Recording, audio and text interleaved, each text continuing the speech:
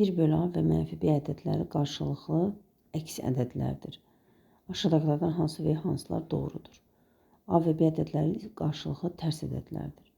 Ümumiyyətlə 1 bölünsün A və mənfi B əgər qarşılıqlı əks ədədlərdirsə, onda onların cəmi 0-a bərabər olmalıdır.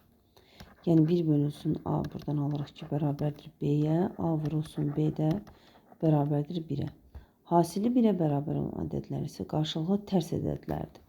Yəni birinci ifadəmiz doğrudur bu zaman. Sonra 1 bölünsün B və mənfi A ədədləri qarşılıqlı əks ədədlərdir.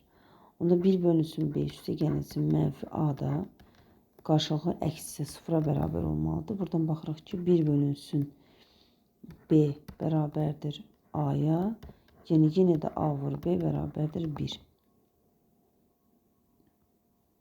Yəni əgər 1 bölünsün B və mənfi A cəmi həqiqətən də 0-a bərabərdirsə, A vur B 1-ə bərabərdir. Bu da doğrudur. Sonra 1 bölünsün A və mənfi 1 bölü B ədədləri qarşılıqlı tərs ədədlərdir.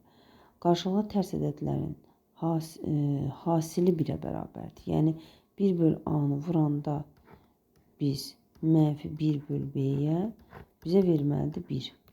Baxaq ifadəyə.